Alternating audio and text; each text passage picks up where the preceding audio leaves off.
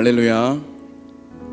각 가정에서 온 가족이 함께 모여 하나님 앞에 찬양과 경배를 그리고 기도를 올려드리는 모든 하나님의 성도들에게 주님의 축복이 임하시길 간절히 바랍니다.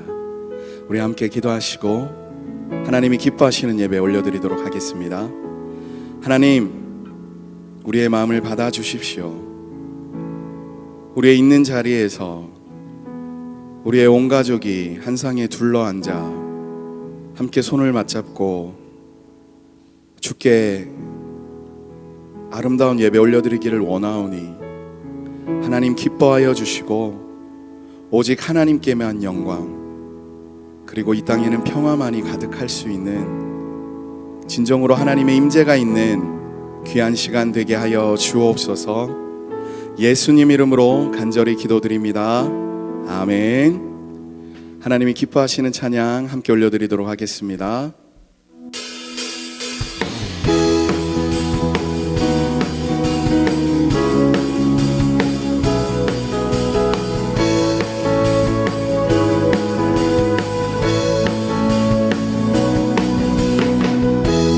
예수님 목마릅니다. 아멘. 오시어 기름 부으소서. 주님을 사모합니다.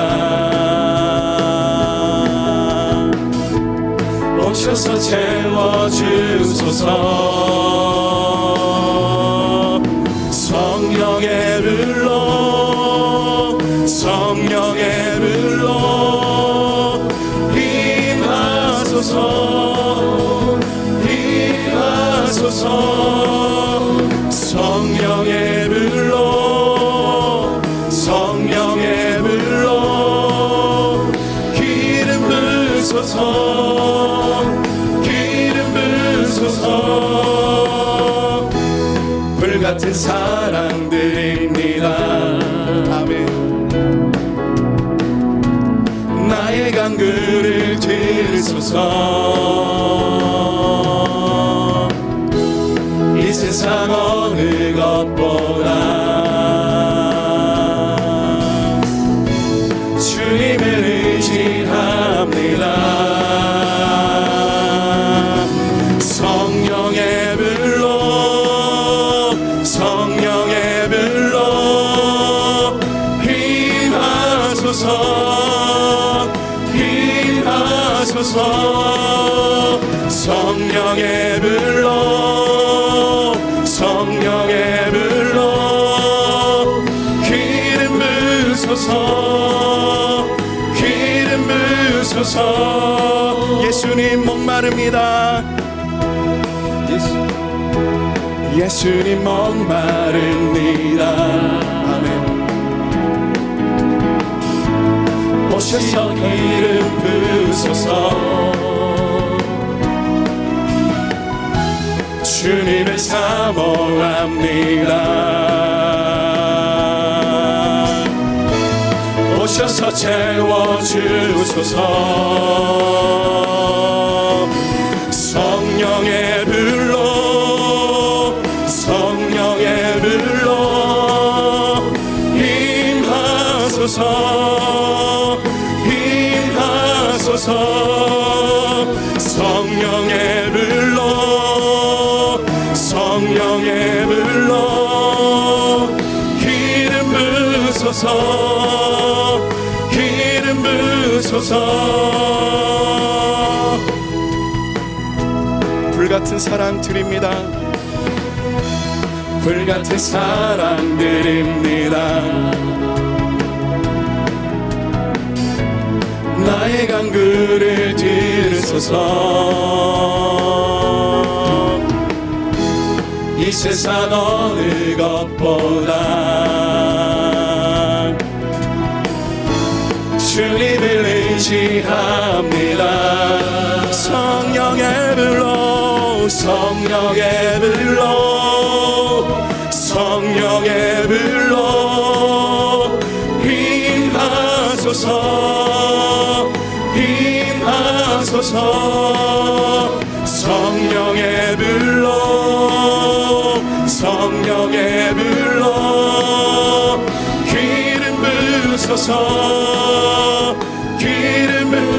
성령의 불로 성령의 불로 성령의 불로 임하소서 임하소서 성령의 불로 성령의 불로 기름 부소서 기름 부 성령의 불로 성령의 불로 성령의 불로 임하소서 임하소서 성령의 불로 성령의 불로 기름 부소서 기름 부소서 채우시네 채우시네 주님이 내 만족을 하시네 채우시네 주님이 내 필요를 아시네 주 예수 그리스도 안에서 영광 가운데 그 풍성하신 은혜를 채워주시네 채우시네 주님이 내 만족을 하시네 채우시네 주님이 내 필요를 아시네 채우시네 채우시네 주님이 내 만족을 아시네 채우시네 주님이 내 필요를 아시네 주 예수 그리스도 안에서 영광 가운데 그 풍성하신 은혜를 채워주시네 채우시네 주님이 내 만족을 아시네 채우시네 주님이 내 필요를 아시네 주 예수 그리스도 안에서 영광 가운데 그 풍성하신 은혜를 채워주시네 채우시네 주님이 내 만족을 아시네 채우시네 주님이 내 필요를 아시네 내 영이 주를 찬양합니다 내 영이 주를 찬양합니다 내 영이 주를 찬양합니다 내 영이 주를 찬양합니다 내 영이 주를 찬양합니다 내 영이 주를 찬양합니다 내 영이 주를 찬양합니다 내 영이 주를 찬양합니다 내 영이 주를 찬양합니다 기뻐하라 나의 영혼아 감사하라 손을 들고 송축하라 주를 향해 외치라 할렐루야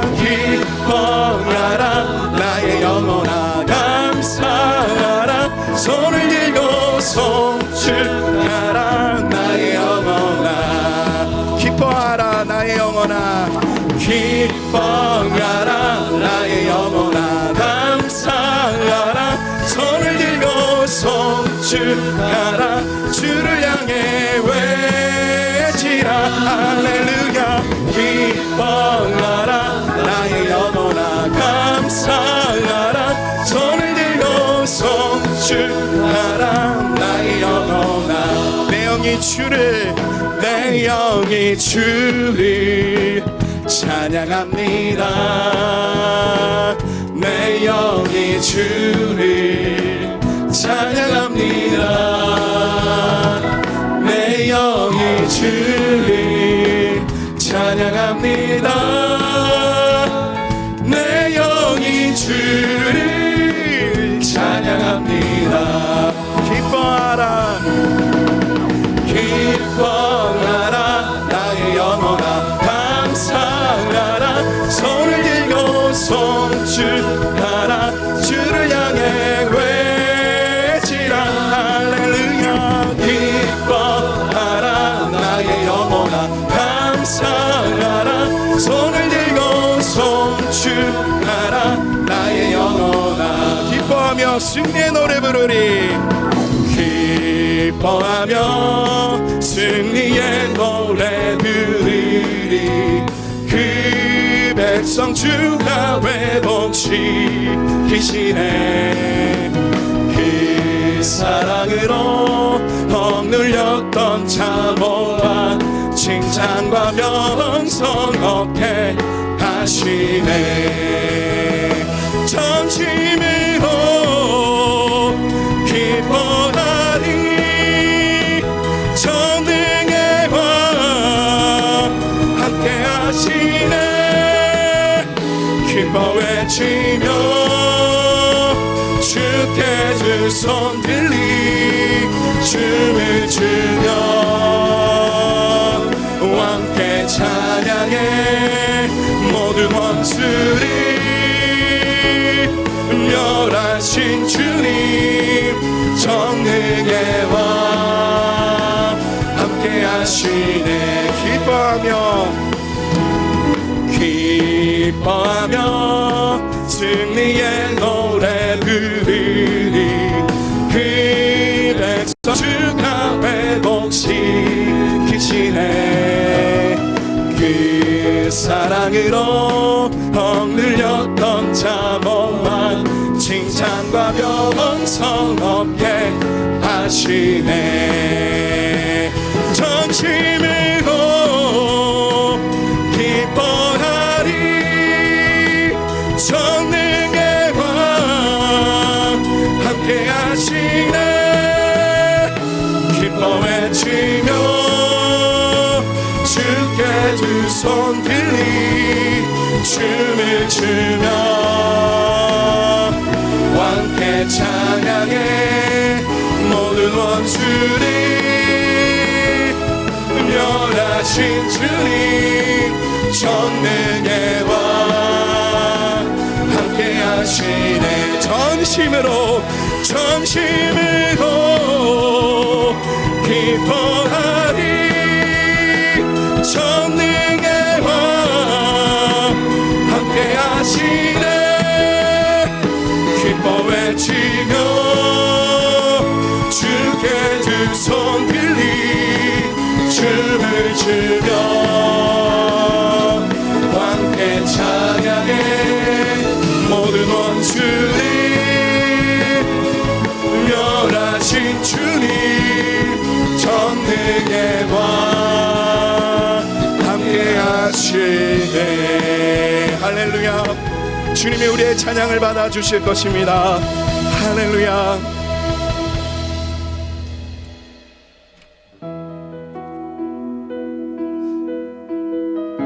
요즘 무엇을 보고 계십니까?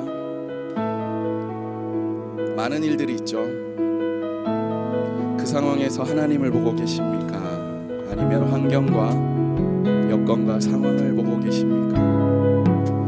우리의 모든 것을 하나님께로 향할 때 하나님의 일이 시작될 것입니다.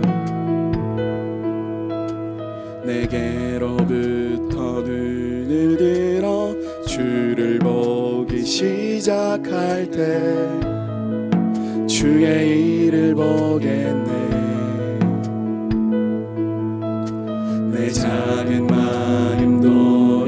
시사 하늘의 꿈꾸게 하네. 주님을 볼 때 모든 시선을 주님께 드리고 살아계신 하나님을 느낄 때 내 삶은 주의 역사가 되고 하나님이 일하기 시작하네.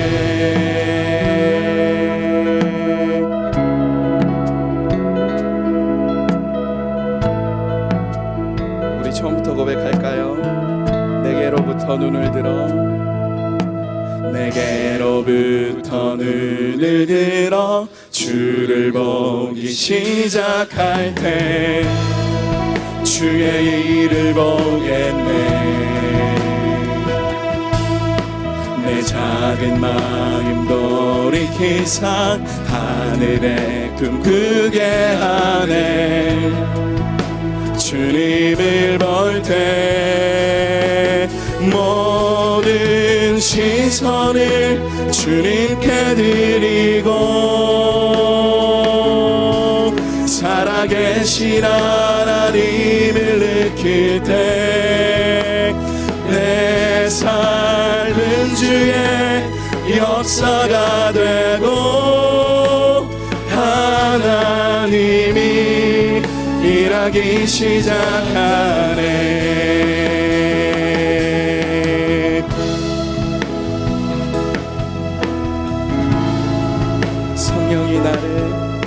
성령이 나를 변화시켜 모든 두려움 사라질 때 주의 일을 보겠네. 황폐한 땅 가운데서 주님 마음 알게 되리. 주님을 볼 때 모든 시선을 주님께 드리고 전능하신 하나님을 느낄 때 세상은 주의 나라가 되고 하나님이 일하기 시작. 모든 시선을 주님께 드리고 전능하신 하나님을 느낄 때 세상은 주의 나라가 되고 하나님이 일하기 시작. 모든 시선을 주님께 드리고 전능하신 하나님을 느낄 때 세상은 주의 나라가 되고 하나님이 일하기 시작하네.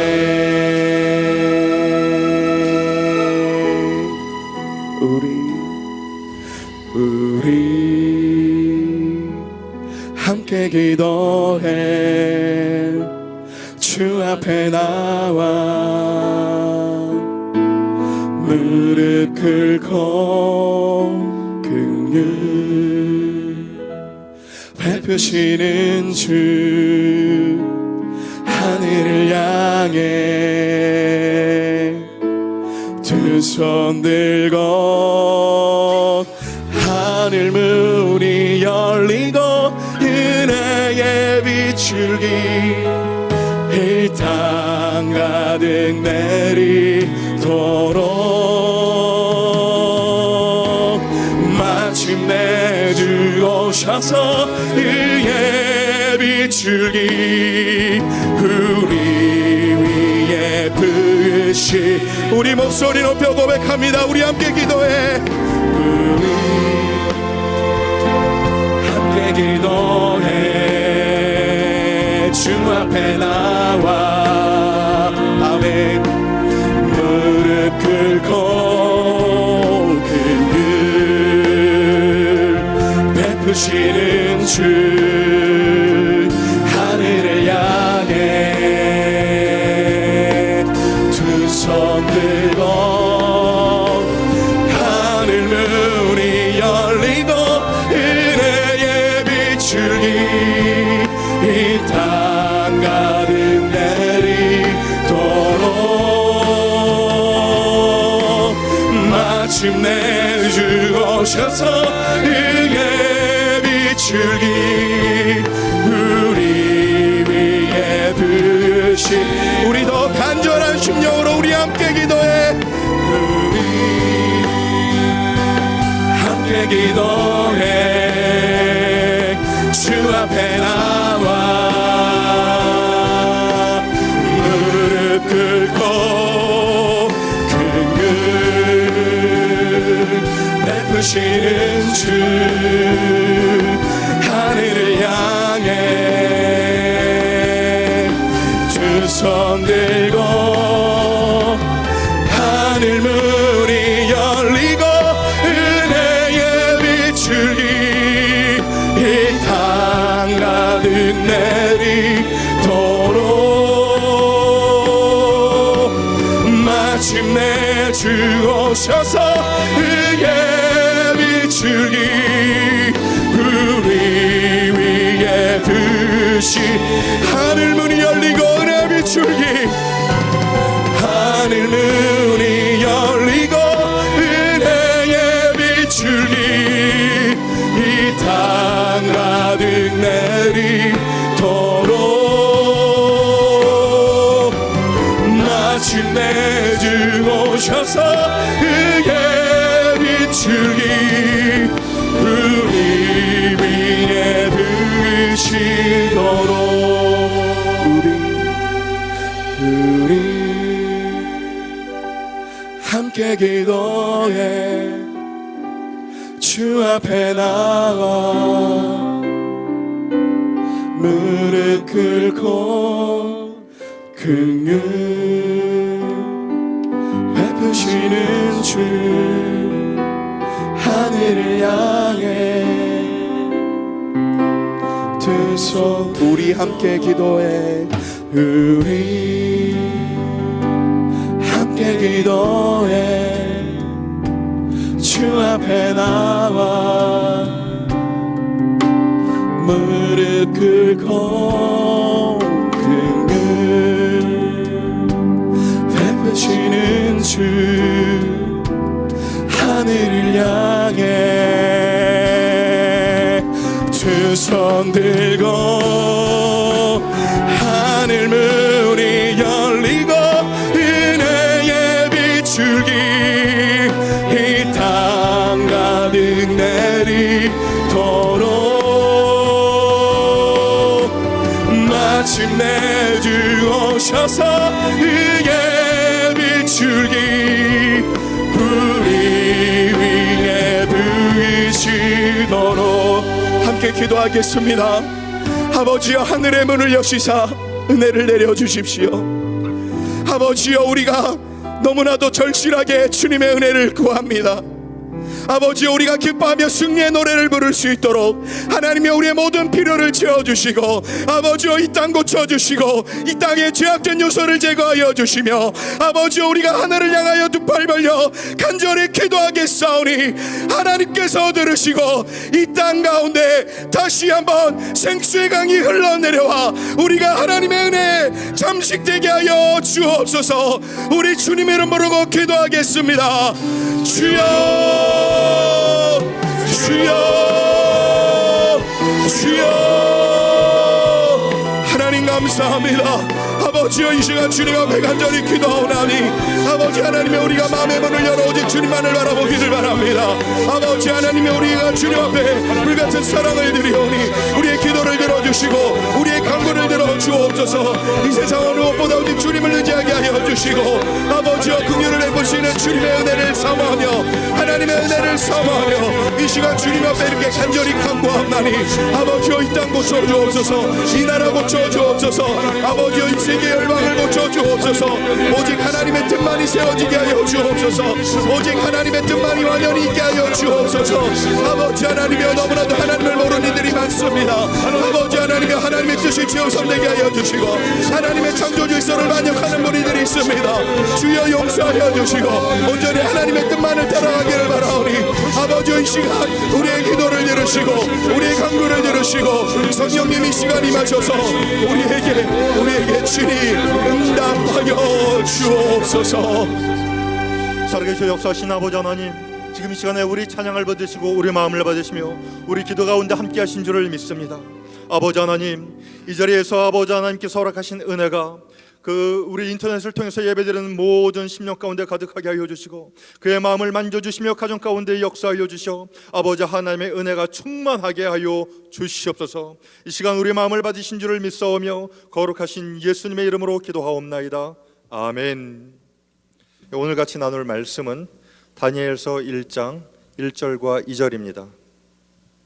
다니엘서 1장 1절 2절을 제가 읽도록 하겠습니다.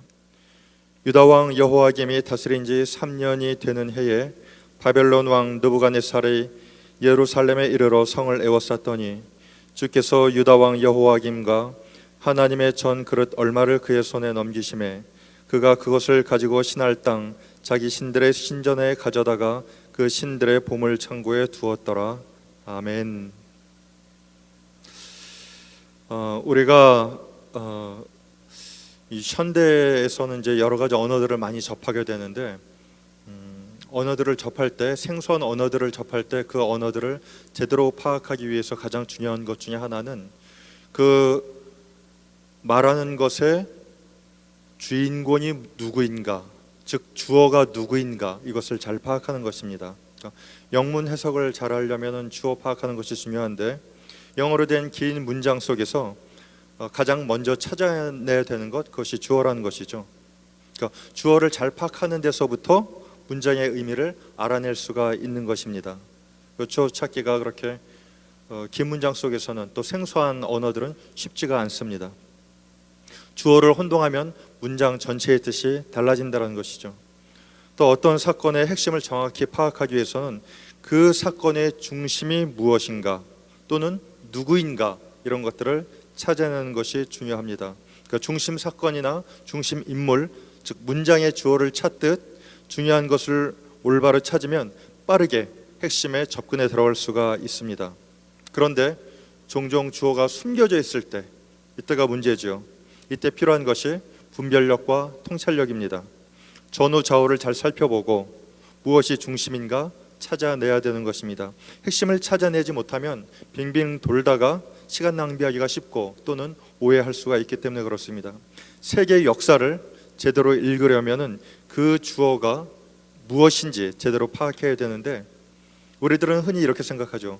세상에서 중요한 역할을 하는 것들, 그것이 주어인 것처럼 생각할 때가 많습니다. 권력자, 정치가 또는 자원이나 에너지 또는 정보나 기술, 지식이나 문화, 대중 또는 환경, 또 요즘 같은 때는 질병이나 방역 이런 거 생각할지도 모르겠어요.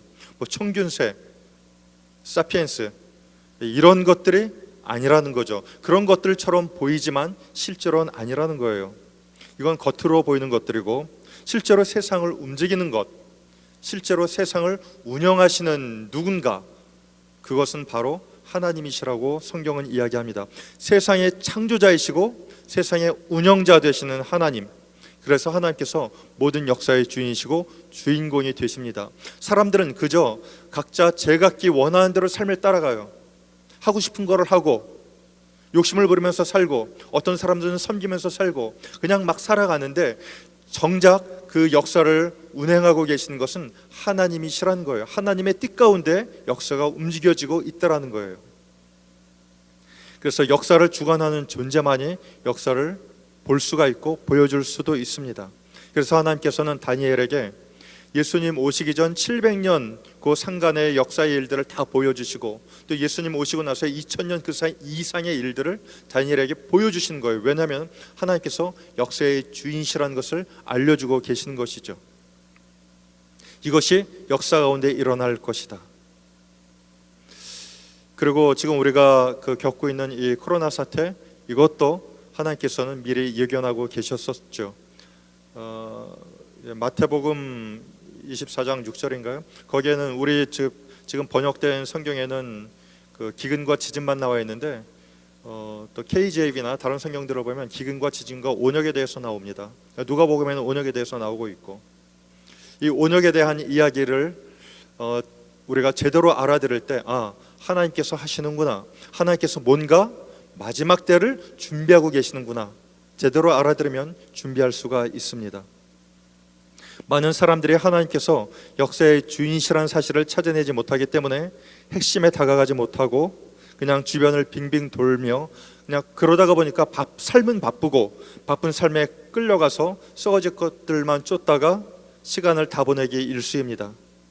그러고는 그렇게 얘기하는 사람들이 많죠. 인생은 원래 그런 거니까 그냥 원하는 거 하다가, 하고 싶은 거 하다가 그렇게 살면 돼. 하지만 인생을 낭비하면서 살면은 낭비하는 인생이 됩니다. 쓰레기 같은 것들만 쫓는 인생이 되면은 그 사람은 쓰레기 인생을 사는 것이죠. 하지만 인생을 살면서 거룩을 쫓으면 그 인생은 거룩하게 되는 것이고, 인생을 하나님으로 채우며 살면은 하나님이 기뻐하시는 인생이 되는 것입니다. 오늘 본문을 잘 이해하려면 그 배경이 되는 두 가지 전투에 주목해야 되는데, 그것이 오늘 제목인 무기토 전투와 역사상 그 유명한 갈그미스 전투입니다. 무기토 전투는 이 거인과 소년이 싸우는 것 같은 그 애굽과 유대와의 전쟁이고, 갈그미스 전투는 두 거인이 서로 맞붙어 싸우는 애굽과 바벨론 사이의 전쟁입니다. 이 전쟁은 표면적으로는 나라 간의 전쟁이지만 성경은 이 전쟁의 주관자가 하나님이심을 분명히 하고 있습니다. 그리고 이 두 전쟁의 결과로 기원전 605년경쯤에 소년 다니엘이 세 친구들과 함께 바벨론 포로로 끌려가는 제1차 바벨론 포로 사건이 일어나는 것이죠. 기원전 한 23세기경쯤에 메소포타미아, 그러니까 두 강 사이 지역, 그 메소포타미아 지방에 바벨론이라는 아주 강력한 제국이 등장을 했습니다. 한때는 함무라비 법전 등을 자랑하는 고도로 발달된 문명을 이루었지만은 세월이 흐르면서 국력이 약해지자 여러 곳에서 반란이 일어나고, 마침내는 그 반란군을 규합한 아수르라고 하는 그 아시리아가 바벨론의 영토 대부분을 차지하게 되었습니다. 바벨론은 점점 사그라들고 아시리아가 바벨론의 자리를 대신하고 있었던 것이죠. 바벨론은 간신히 명맥만 유지하며 역사 속에서 거의 사라지는 것처럼 보여졌습니다. 실제로 역사 속에서 없어졌다 이렇게 얘기하는 역사가들도 꽤 많고요. 하지만 기원전 6세기경, 그러니까 23세기경에 있다가 6세기경에 다시 등장하니까 상당히 오랜 기간 사이에 나타나지 않다가 다시 등장하는 거예요. 6세기경 아시리아가 또다시 약해지기 시작합니다. 절정을 지난 그 강대국은 서서히 세력의 길을 접어들게 되는데, 그 약해진 틈을 타서 바벨론이 다시 패권을 차지하고 일어나게 됩니다. 그러다가 바벨론은 그 아시리아의 수도 느느웨를 공격해서 함락시킴으로 또다시 세계의 패권 국가가 됩니다. 수도 니느웨를 빼앗긴 아시리아의 왕은 니느웨에서 하란 쪽으로 쭉 도망을 가요. 그 바벨론은 이제 1년 동안 군사 정비를 해서 하란을 공격하는데, 하란에서의 이 아시리아 군대 저항이 만만치가 않습니다. 1년 이상 걸리니까 바벨론이 그 생각했었던 방법은 그 당시 신흥 국가로 일어나고 있었던 메데라고도 하는 미디어와 손을 잡고 아시리아를 공격해서 마침내 이 하란을 점령합니다. 그러니까 아시리아 왕은 또다시 도망가서 유버라데 강을 건너가서 오늘 그 제목에 나오는 이 갈그미스라는 곳으로 피난을 하게 됩니다. 근데 바벨론이 미디아랑 같이 손을 잡고 협공을 하니까 이 그 아시리아 왕은 애굽에 원병 구원을 요청하고, 안 그래도 걱정스러운 마음으로 이 바벨론의 그 등장을 이렇게 주시하면서 바라보고 있었던 애굽 왕 이 바로 느고인데, 바로는 파라오란 뜻입니다. 이 파라오 느고가 옳았구나, 잘됐다 싶어가지고 그 아시리아의 원병 구원 요청에 응답을 해서 대군을 이끌고 갈그미스로 올라갑니다. 근데 갈그미스로 올라가는 그 길 한가운데 이스라엘이 있었고 유다 왕국이 있었고 그 유다 왕국을 지나쳐야만 되는 그런 곳이었어요. 근데 그 당시 유다 왕이던 요시아가 애굽이 그냥 지나가는 것을 내버려두지 않습니다. 왜냐하면은 그 당시 유다 왕국은 북이스라엘은 사라지고 유다 왕국만 남아 있을 때인데, 유다 왕국은 아시리아의 지배를 받고 있었어요. 거기에 간섭을 받고 있었어서 애굽이 아시리아를 도우러 간다라는 얘기를 들으니까 이렇게 두면 안 되겠다 생각을 하는 겁니다. 그래서 애굽 왕을 막아서기 시작했는데 그 길목에 있는 가장 단단한 그 방벽으로 둘러싸인 요새가 무깃도라는 것입니다. 무깃도는 전쟁이 굉장히 많이 일어났었던 곳인데 헬라어로는 아마겟돈이라고 음역이 되어 있어서 많은 사람들은 아마겟돈 전쟁에 대해서 들어본 적이 있죠. 영어나 제목도 있고. 그래서 이 무깃도에서 이 애굽 왕 느고를 맞아서 싸우게 되는 것입니다. 성경은 이렇게 기록을 합니다. 역대하 35장 20절 하반절과 21절 상반절인데, 애굽 왕 느고가 유브라데 강가에 갈그미스를 치러 올라왔으므로 요시아가 나가서 방비하였더니 느고가 요시아에게 사신을 보내어 이르되, 유다 왕이여, 내가 그대와 무슨 관계가 있느냐? 내가 오늘 그대를 치려는 것이 아니오 나와 더불어 싸우는 족속을 치려는 것이라. 즉 느고는 그냥 지나가려고 하는 의도를 가지고 요시아 왕한테 이야기를 합니다. 물론 요시아는 자기들과 싸우지 않을 것이라는 것은 알긴 했지만은 결국 아시리아를 돕는다라는 목적에 대해서도 알고 있었기 때문에 어쨌든 이집트를 막으려고 하는 거예요. 그러니까 유다와는 싸우지 않을 테니 길을 내달라. 하지만 요시아는 그렇게 호락호락 말을 듣지 않습니다. 요시아는 남유다에 있었던 몇 명 되지 않은 굉장히 선한 왕이었고 하나님을 사랑하는 왕이었었는데 아마 이런 생각을 하지 않았을까 싶어요. 내가 하나님을 사랑하고 하나님이 나를 사랑하시고 또 이 왕국을 하나님께서 사랑하시는데 내가 하나님 편에 있고 하나님께서 나와 함께 하시는데 괜찮지 않을까? 이런 생각을 했었을지도 몰라요. 성경에 이렇게 나오지는 않습니다. 그러나 애굽 왕 느고가 이런 얘기들을 해요.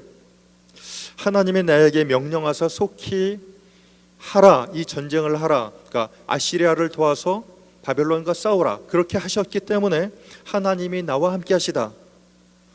유다 왕 요시아야, 너는 하나님을 거스르지 말라. 하나님께서 그대를 멸하실까 한다. 이렇게 표현을 해요. 그리고 아마 이것은 사실이었을 것입니다. 그럼에도 불구하고 요시아는 애굽 왕 느고를 대적해서 싸우려고 작정을 합니다. 전투를 벌이게 되는데 이 싸움에서 끝내 요시아는 활에 맞아 죽고 그 아들 여호아스가 왕으로 추대되게 되죠. 역대하 35장 22절 23절은 이렇게 얘기합니다. 요시아가 몸을 돌이켜 떠나기를 싫어하고 오히려 변장하고 그와 싸우고자 하여 무깃도 골짜기에 이르러 싸울 때에 활 쏘는 자가 요시아 왕을 쏜지라. 요시아 왕은 이 싸움에서 죽습니다. 하지만 하나님께서는 하나님을 사랑하는 왕 요시아가 애굽에 의해서 죽은 것을 기억하고 계셨어요. 우리들은 어떤 일들이 벌어지면은 당장 뭔가 하나님께서 그 일들에 대해서 응답하거나 뭔가 일을 하시기를 원하시지만은 하나님 그렇게 하지 않으실 때가 상당히 많습니다. 뭔가 그 사건이 지나가고 뭔가 한 고비가 넘어가고 나서 하나님께서 일하실 때가 굉장히 많아요. 그래서 하나님 앞에 기도하는 사람들이 가져야 될 것은 뭐냐면은 하나님을 믿고 기다리고 기대하는 거예요. 하나님께서 어떻게 하실지 인내가 필요한 것입니다. 열왕기하 23장 25절 이렇게 얘기합니다. 요시아와 같이 마음을 다하며 뜻을 다하며 힘을 다하여 모세의 모든 율법을 따라 여호와께로 돌이킨 왕은 요시아 전에도 없었고 후에도 그와 같은 자가 없었더라. 하나님께서 요시아를 얼마나 사랑하고 계시는지 또 요시아가 하나님을 얼마나 사랑하는지 성경이 이렇게 증거하고 있는 것입니다. 바로 느고는 유다와의 전쟁으로 시간과 병력을 빼앗겼지만 그럼에도 불구하고 나머지 병사들을 이끌고 북상하여 아시리아 병사들과 합류하여 바벨론하고 싸우지만은 결국 그해 갈그미스에서 처참하게 패퇴하고 맙니다. 성경은 이를 하나님께서 보복하셨다 이렇게 표현을 해요. 예레미야 46장 2절 하반절은 이렇게 얘기합니다. 유브라데 강가 갈그미스에서 바벨론의 느부갓네살 왕에게 패한 애굽의 왕 바로 느고의 군대에 대한 말씀이라. 10절 그날은 주 만군의 여호와께서 그의 대적에게 원수 갚는 보복이리라. 칼이 배부르게 삼키며 그들의 피를 넘치도록 마시리니 주 만군의 여호와께서 북쪽 유브라데 강가에서 희생 자물을 받으실 것이미로다. 누구에 대한 보복일까요? 그렇죠.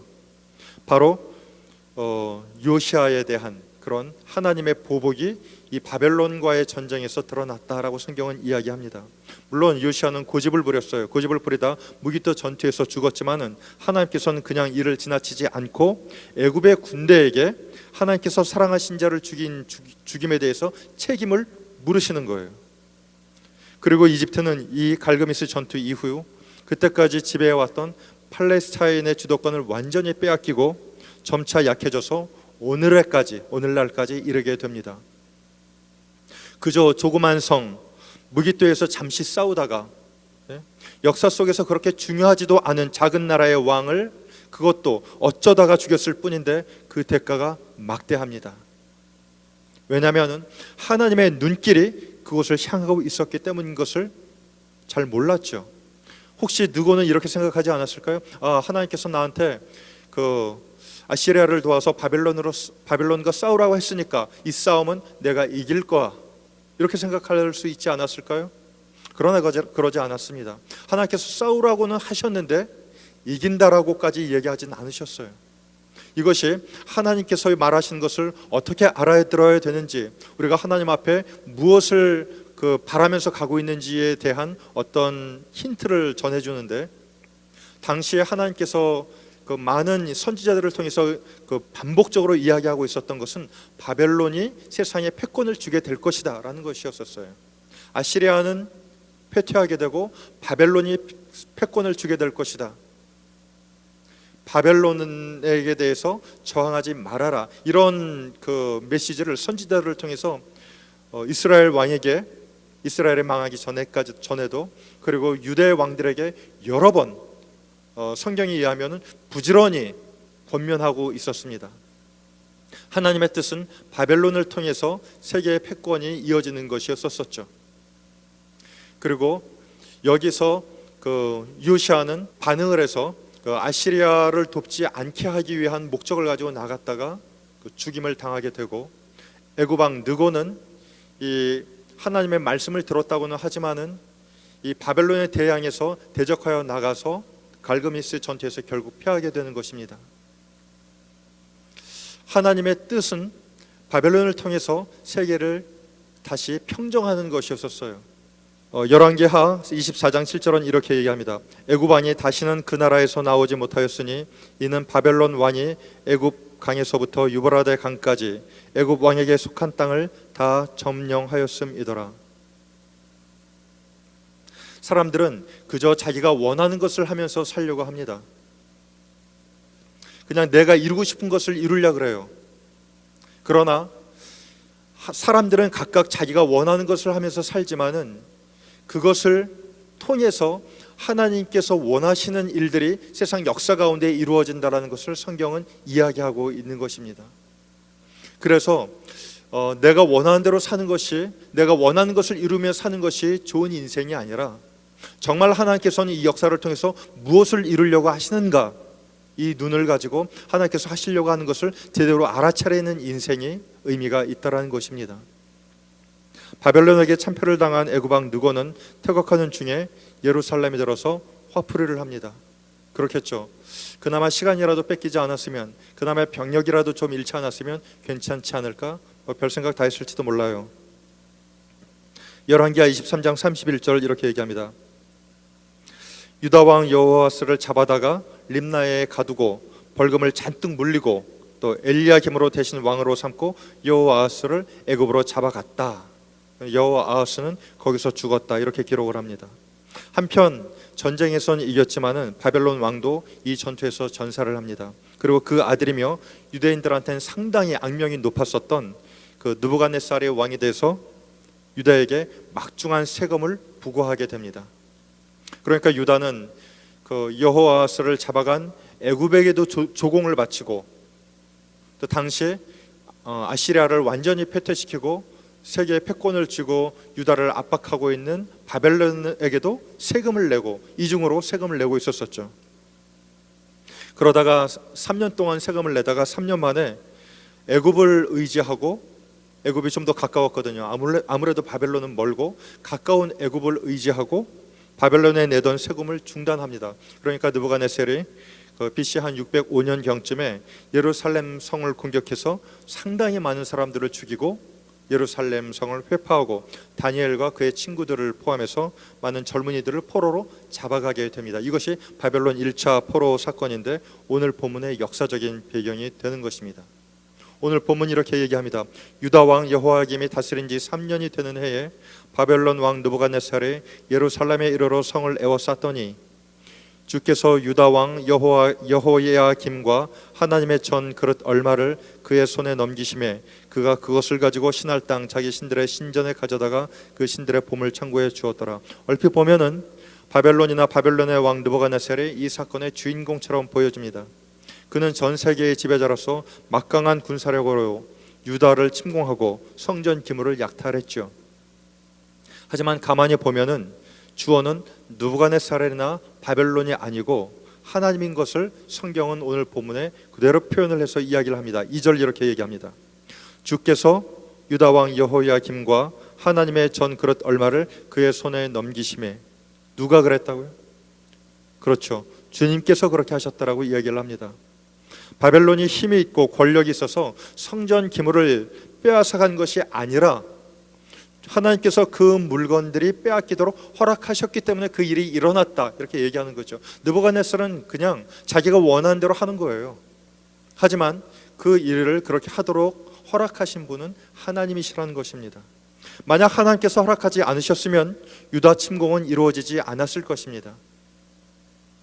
아무리 느부갓네살이 힘이 있고 느부갓네살이 유다를 침공하려고 계획을 하고자 한다 했었어도 하나님께서 허락하지 않으셨으면 그 일은 역사 속에서 일어나지 않았을 것이다 라는 거죠.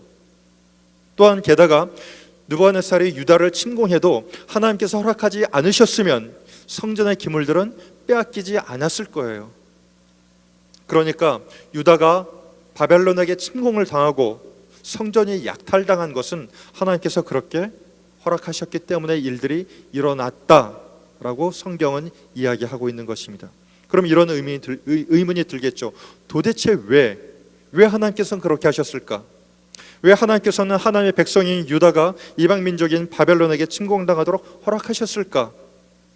왜 하나님을 사랑하는 요시야 왕이 애굽의 군대에 화살에 맞아서 죽게 되었을까?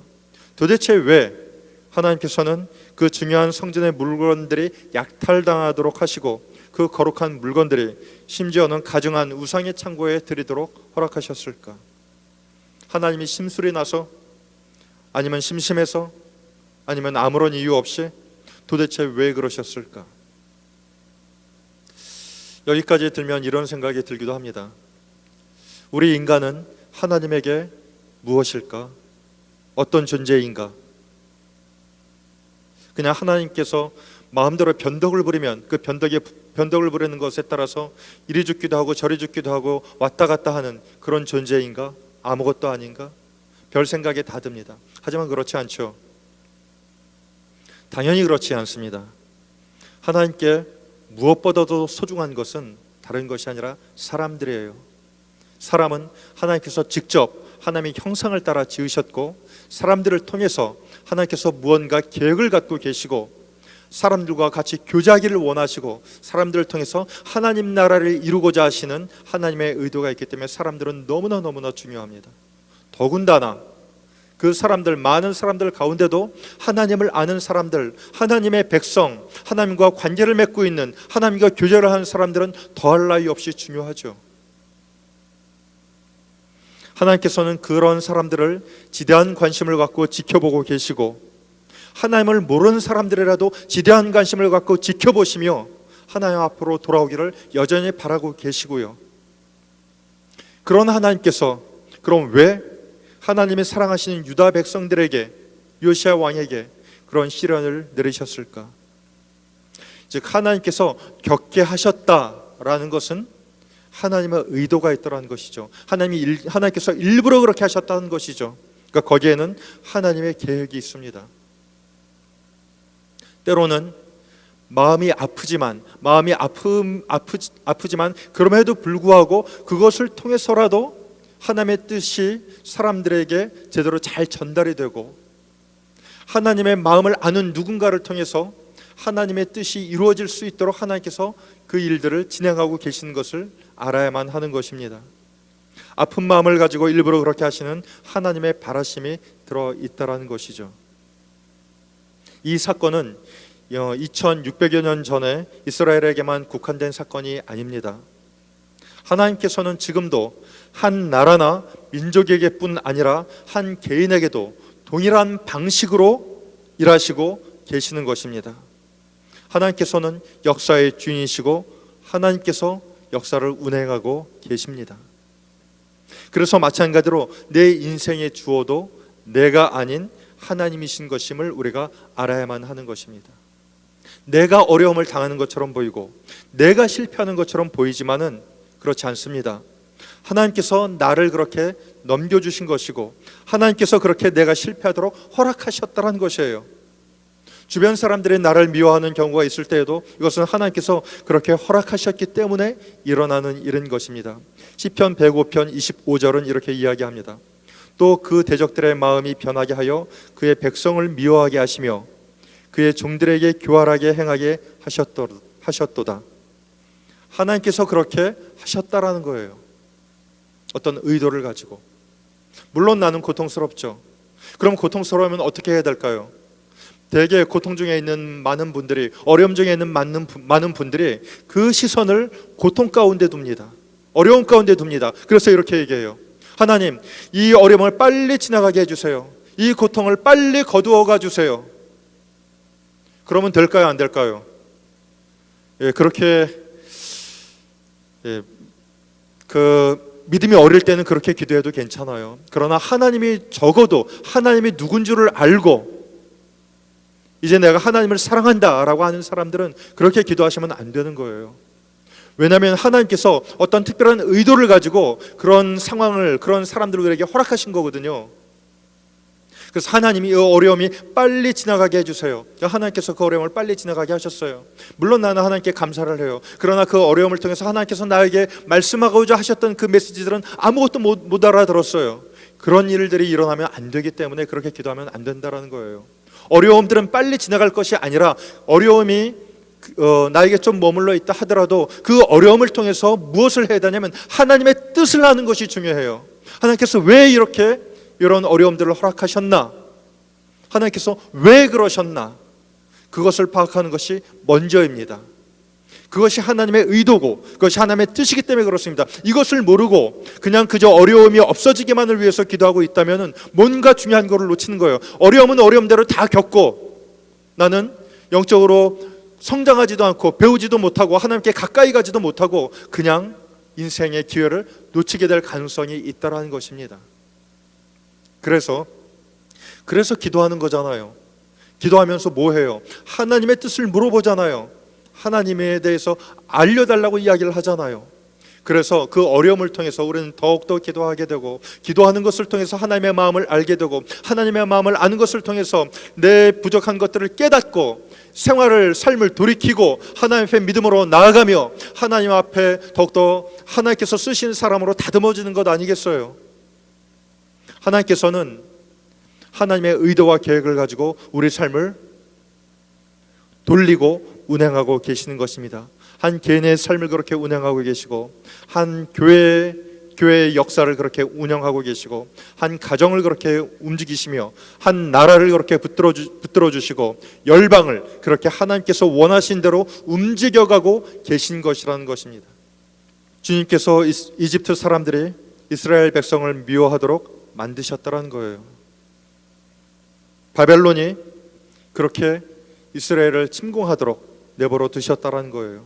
그래서 어떤 사람이 나를 미워할 때 그를 내가 똑같이 미워하면 안 되는 이유는 모든 것을 알고 계신 하나님이 특별한 의도와 계획을 가지고 일부러 그렇게 섭리하셨기 때문이라는 것입니다. 주님의 섭리는 내 바람과는 얼마든지 다르게 나타날 수도 있어요. 물론 과정이겠지만요.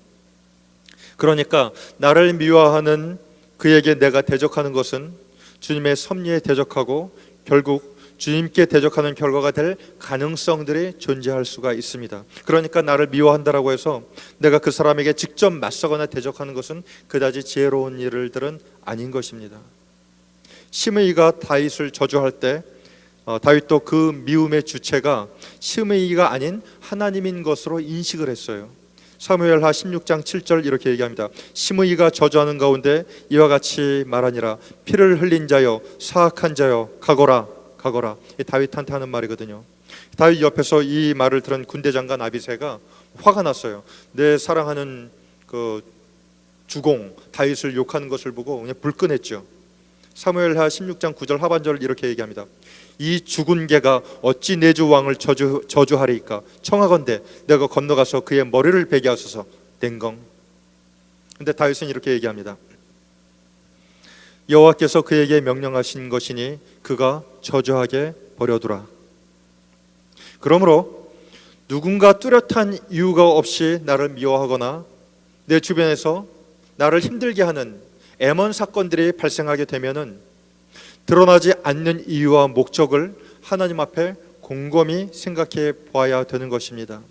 분명히 주님께서 나를 다루시고자 하는 어떤 목적이 있기 때문에 그렇습니다. 내가 다듬어져야 되는 것이죠.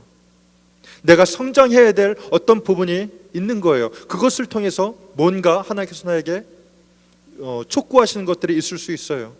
또 지금은 모르지만 후에는 분명하게 이루실 어떤 목적으로 지금 이 일을 겪게 하시는 것일 수도 있습니다. 이것은 잘 몰라요. 겪을 때 잘 몰라요. 그 이유를 겪고 나서도 또 잘 모를 때도 있어요. 그러나 겪고 나서 어느 정도 시간이 지났었을 때 하나님께서 그 겪은 것을 내 인생을 통해서 누군가를 살리는 쪽으로 사용하시고 하나님께 영광을 돌리는 쪽으로 사용하시고 내 인생을 다시 새롭게 하는 쪽으로 사용하시게 되면 그제서야 비로소 그 의미를 파악하게 되는 거죠. 아, 하나님 그러셨군요. 그때 나를 그렇게 그 사건을 겪게 하셨어서 지금 이것에 대해서 대비하게 하셨군요. 이 일들을 이루게 하셨군요. 그렇게 깨달을 때가 상당히 많습니다. 하나님의 예정이라는 뜻은 원래 미래를 향해서 열려있는 단어잖아요. 근데 이 하나님의 예정이라는 것은 시간적으로는 미래에 근거를 두고 있는 말이지만은 적어도 인간에게 있어서 하나님의 예정은 미래를 통해서 찾아낼 수 있는 의미가 아니라 오히려 과거를 통해서 확인하는 단어이기도 합니다. 하나님의 예정을 과거의 삶을 돌이켜보면서 내가 예전에 내 삶을 돌이켜볼 때 내가 이런 사람을 만나고 이런 사건들을 당하고 이러한 일들을 당했던 것은 지금 와서 보니까 이렇게 하나님의 나를 인도하시고 이끌어주기 위해서 그런 일들을 예정하셨었구나 라고 확인을 하는 거죠. 그래서 적어도 인간에게 있어서 하나님의 예정은 과거를 통해서 확인되어질 때가 상당히 많습니다. 하나님께서 나를 위해서 주변 상황을 어떤 누군가를 도구로 사용하시는 것이죠. 미움을 받고 어려움 속에서도 잘된 사람이 성경에 상당히 많이 나옵니다. 에서의 미움을 받았던 야곱, 형들의 미움을 받았던 요셉, 브닌나의 미움을 받았던 한나, 사울 왕의 미움을 받았던 다윗, 그 외에도 느헤미야, 에스더, 모르드게, 엘리야 상당히 많죠. 그러고 보면은 훌륭한 믿음의 사람들 중에 미움 안 받은 사람들이 없는 것 같아요. 혹시 여러분 가운데 누군가가 미움을 받고 계시다면은 하나님께서 나를 사랑하고 계시는구나, 이렇게 생각하셔도 그렇게 틀린 말은 아닐 것입니다. 물론 어려움 속에서도 그 주어를 찾지 못해서 잘못된 사람들이 더 많죠. 자신을 미워하는 사람들과 대적해서 같이 싸우는 그런 사람들이에요. 악을 악으로 대갚아 주다가 심성이 더욱더 황폐해진 사람들이 상당히 많습니다. 이런 사람들은 모욕을 당할 때 같이 모욕으로 되갚아 주려고 하죠. 비난받을 때 상대를 위협합니다. 하나님 손에 맡기지 못하고 자기 손으로 처리하고자 해서 일어나는 일들이죠. 예수님께서는 모욕을 당해도 모욕하지 않으셨고 고난을 받을 때도 위협하지 않으셨습니다. 그 모든 것을 공정하게 심판하신 하나님의 손에 다 맡겨 드렸어요. 베드로전서 2장 23절 이렇게 얘기합니다. 욕을 당하시되 맞대어 욕하지 아니하시고 고난을 당하시되 위협하지 아니하시고 오직 공의로 심판하시는 이에게 부탁하시며. 이전에는 우리도 악을 악으로 갚는 그런 사람들이었었습니다. 그러나 이제 우리는 예수 그리스도의 이름과 우리 하나님의 성령으로 씻음을 받고 거룩함과 의로움으로 삶을 살아가는 사람들인 것이에요. 하나님께서 우리에게 그것을 요구하세요. 그래서 우리가 이 세상을 살아가면서 하나님의 방식으로 삶을 살기 때문에 세상의 미움을 받을 일들이 많이 있을 수가 있습니다. 세상은 이렇게 얘기해요. 로마에서는 로마법을 따라라. 로마에는 로마의 규칙이 있으니까 그 법을 따라 살면은 괜찮을 것이다. 그런데 성경은 우리에게 완전히 다른 것을 요구합니다. 너희가 세상 속에 살지만 세상의 법칙으로 살지 말고 하늘의 법칙으로 살아라. 너희는 세상 속에서 세상의 흐름을 따라 살지 말고 하늘의 중심을 가지고 살아라, 이렇게 얘기하는 거예요. 그러니까 얼마나 어렵겠어요. 삶이 어려운 거예요. 왜냐하면 로마에서는 로마법을 따라 살아야 되는데 로마에 살면서 다른 법을 따라 살아야 되거든요. 세상 속에 살면서 세상의 법칙을 따라 살지 말고 하늘의 법칙을 따라 살아야 되거든요. 성경의 원리를 가지고 삶을 살아야 되거든요. 그러니 얼마나 삶이 어렵겠어요. 그래서 하나님께서 약속해 주시는 거예요. 괜찮다, 괜찮다. 내가 너와 함께 있다. 내가 너를 붙들겠다. 너를 내가 지켜보고 있다. 그러니 네가 사망의 음침한 골짜기로 다닌다 할지라도 해를 두려워할 것 아니다. 나의 지팡이와 나의 막대기가 너를 안전하게 보호해 줄 것이다. 우리에게 필요한 것이 뭐예요? 바로 믿음이에요. 그에 대한 믿음, 하나님에 대한 믿음. 하나님께서 나와 함께 하시다. 역사의 주인이신 하나님께서 나와 함께 하시다. 나를 지켜보고 계시다. 나를 지켜주신다. 거기에 대한 믿음. 그래서 믿음이 있는 자가 세상을 이기는 것입니다. 세상의 주인이신 하나님께서 세상을 이끌어 가시기 때문에 하나님을 믿고 있는 믿음이 있는 사람이 세상을 이길 수밖에 없는 것입니다. 그러나 세상은 우리를 미워할 거예요. 괜찮습니다. 괜찮아요. 하나님께서 나와 함께 하세요. 여러분과 함께 하세요. 우리와 함께 하세요. 그것을 믿으시기 바랍니다. 내가 미움을 당할 때, 내가 어려움을 당할 때 내 속에 계신 그리스도가 세상에 대해서 미움을 받는구나 라고 생각하면은 맞습니다. 맞을 거예요. 왜냐하면 우리는 세상에 대하여 이미 못 바뀐 사람들이요, 주님은 항상 내 안에 나와 함께 계시기 때문에 그렇습니다. 믿음이란 무엇일까요? 저는 그 초기 부분에 중요한 역할을 하는 것이 복잡하게 보이는 내 인생의 긴 문장 속에서 하나님이 주어인 것을 발견해내는 것, 이렇게 이야기하고 싶습니다. 내 인생 내가 살아가지만 정말 내 인생의 주어는 하나님이시구나 라는 것을 깨닫고 고백하는 것, 이것이 저는 믿음의 초기 부분에 상당히 중요하다고 생각을 합니다. 거꾸로 가는 것처럼 보이고 마구 엉켜있는 것처럼 보여도 나의 역사 속에서, 내가 처한 현실 속에서 하나님이 주인공이 되시고 주어가 되신다는 것을 발견해내야만 하는 것입니다. 내 인생이지만 결코 내가 주어인 인생이 아니라는 것입니다. 하나님께서는 너무나 신묘막측하게 우리를 지으셨어요. 얼마나 심사숙고해서 우리를 지으셨는지 과학이 발달하면 발달할수록 그것을 발견하게 되는 것 같습니다.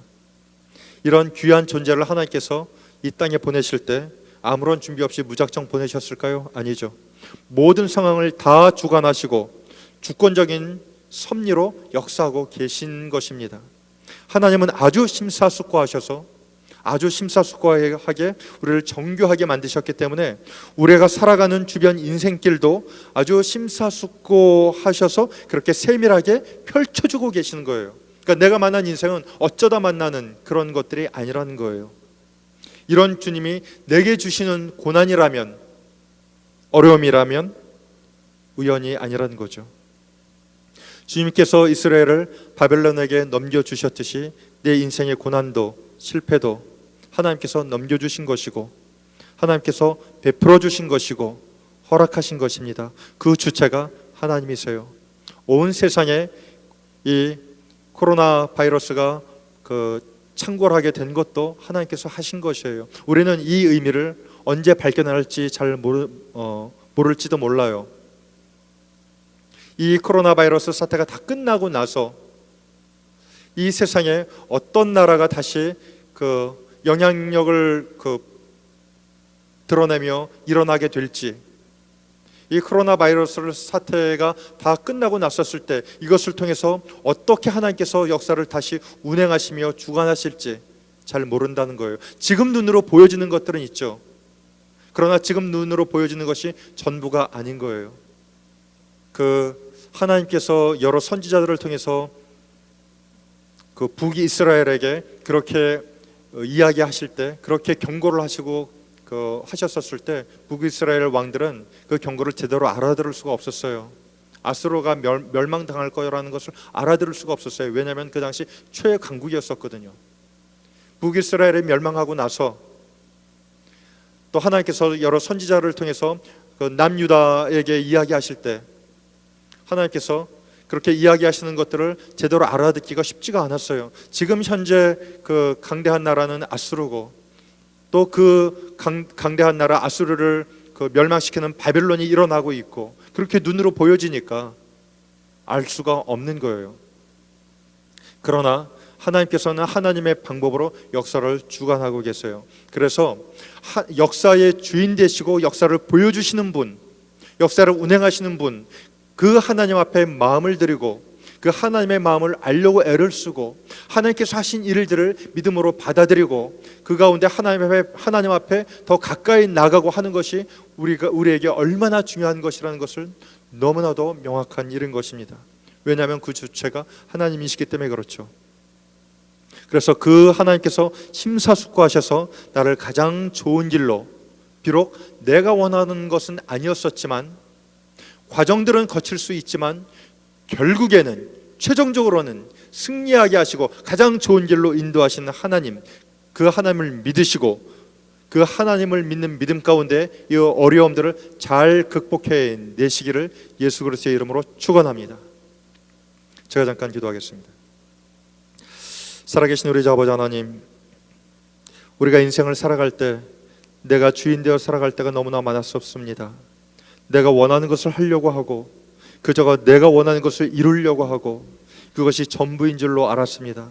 그러나 아버지 하나님, 오늘 말씀을 통해서 다시 한번 생각해 보니 내가 주인이 아니라 세상에서 영향력이 있는 그 누군가가 주인공이 아니라 하나님이 주인이시고 하나님이 주인공이신 것을 다시 한번 고백하게 됩니다. 그 하나님의 인도하심 가운데 나를 맡겨드리오니 하나님, 나를 붙들어 주시고 나를 구원하여 주시며 나를 주장하여 주시옵소서. 예수님 이름으로 기도합니다. 아멘. 우리 다 같이 한번 기도하겠습니다. 기도하실 때 하나님, 생각해 보니까 정말 하나님께서 내 인생을 주관하고 계시고 우리 가정을 주관하고 계셨고 우리 교회를 인도하고 계셨고 이 나라와 이 민족의 주인이 되셨고 온 세계 열방을 운영하고 계신 줄을 다시 한번 발견하게 됩니다. 아버지 하나님, 이 가운데 하나님 앞에 마음을 들이며 하나님의 뜻을 아는 사람이 되게 하여 주시옵소서. 하나님의 뜻을 아는 민족이 되게 하여 주시고 하나님의 뜻을 아는 교회와 가정 되게 하여 주시고 오늘 나를 향한 오늘 우리 가정을 향한, 우리 교회와 나라와 민족과 세계 열방을 향한 하나님의 뜻대로 살 수 있도록 도와주시옵소서. 오늘 나와 우리 가정과 교회와 우리 나라와 민족 세계 열방을 향한 주님의 뜻에 순복하게 하여 주시옵소서. 아버지 하나님, 그런 믿음의 사람들이 곳곳에 일어나게 하여 주시고, 그런 기도자를 통하여 아버지 하나님의 뜻이 이루어지게 하여 주시옵소서. 우리 주님 부르며 같이 기도하도록 하겠습니다. 주여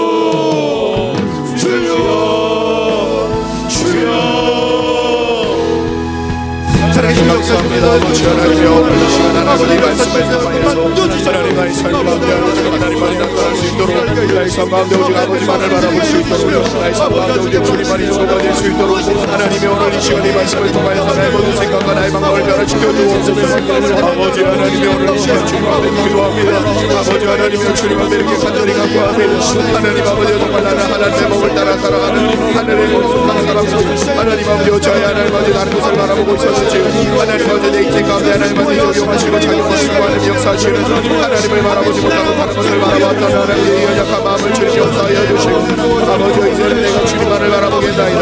하나님 아버지 세상의 주관자 되시고 모든 것의 주관이 되시는 오직 하나님의 주권을 인정하지 않고 어려운 것임을 알지 않고 어려운 것임을 알지, 하나님 아버지 오직 하나님의 방대하심을 바라보며 살아갈 수 있는 주님의 사람이 되게 하여 주 앞에 간절히 간구하오니, 아버지 오늘 이 시간 하나님 우리들에게 하나님 들려주시고, 아버지 하나님이 오늘 이 시간 주님의 음성을 열려주시고, 아버지 하나님이 오늘 이 시간 주님 하나님의 뜻과 말씀이 아버지 우리 가운데 있기를 주 앞에 기도합니다. 주여 아버지 하나님이 오늘 이 시간 하나님 아버지 오늘 이 시간 우리가 함께 간구하오니, 이 시간 우리가 주 앞에 간절히 기도하오니, 아버지 우리의 기도를 들으시고, 아버지 우리 하나님 아버지의 마음을 알아주시고 우리의 실수를 들어주시고, 다시 한번 기도하실 때, 하나님 이 어려움들을 통하여 전 세계 만연해져 있는 이 코로나 바이러스 이 어려움을 통하여 우리 온 세상 사람들이 하나님을 찾게 하여 주시옵소서. 모든 사람들은 다 하나님이 필요합니다. 하나님이 필요하지 않은 사람은 세상에 단 한 사람도 존재하지 않습니다. 이 어려움을 통해서 하나님을 찾게 하여 주시고, 아버지 하나님 이 어려움을 통하여 하나님 앞에 나가게 하여 주시옵소서. 무엇보다도 하나님이 누군지를 알고 있는 하나님을 믿는 사람들이 아버지 이 어려움을 통하여 기도하게 하여 주시고, 세상에 대하여 책임을 갖고 하나님 앞에 나가게 하여 주시며, 아버지 하나님 하나님 앞에 겸비하여 하나님 앞에 회개하며 나가 아버지 하나님의 뜻이 아버지의 이 어려움을 통하여 발견되게 하여 주시고, 아버지 하나님의 뜻이 이 땅 가운데 이루어지게 하여 주시며, 하나님의 뜻을 아는 그런 기회가 되도록 이 어려움을 사용하게 하여 주시옵소서. 아버지 하나님, 많은 사람들이 이 어려움 가운데 하나님 찾기를 원합니다. 많은 교회가 이 어려움을 통하여 하나님 앞에 기도하기를 원합니다. 그저 내 주변에서는 이 어려움이 지나갔으니 됐다 이렇게 생각할 것이 아니고, 이 세상에 대한 책임을 교회에게 물으신 하나님 앞에 이 세상에 대해서 중보하게 하여 주시고, 아버지 하나님 축복하며 기도하게 하여 주시고, 책임을 가지고 기도하게 하여 주셔서 결국에는 하나님의 이 땅의 주인이신 것을 온 세상 열방으로 하여금 알게 하여 주시옵소서. 아버지 하나님 붙들어주시고 주장하여 주시옵소서. 다 같이 주님 부르며 또 기도하도록 하겠습니다. 주여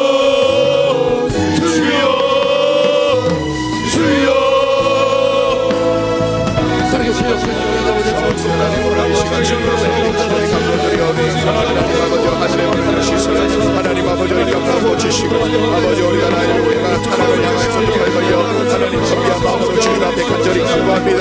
주 앞에 회개합니다. 주님 앞에 기도합니다. 아버지 하나님의 이 땅을 고치시옵소서. 하나님 아버지 이 나라 고치소서. 아버지 이 세계 열방을 고치소서. 하나님 아버지 정말 하나님의 뜻이 있을 줄로 압니다. 아버지 하나님의 우리가 하나님의 아들나의 믿으나의 하나님의 뜻을 발견하지 못하고 하나님 아버지 환경과 상황에 하나님 아버지 잡지기를 바라보고 있습니다. 아버지 하나님의 온전히 주님을 예배하기를 바라오니, 하나님 아버지 온전히 주님을 찬양하기를 바라오니, 하나님 아버지 온전히 하나님 아버지 주님 앞에만 기도하기를 바라오니, 아버지 하늘에서 듣고 이 땅을 고치시니 아버지 우리 기도를 들어주옵소서. 아버지 우리 기도를 들어주옵소서.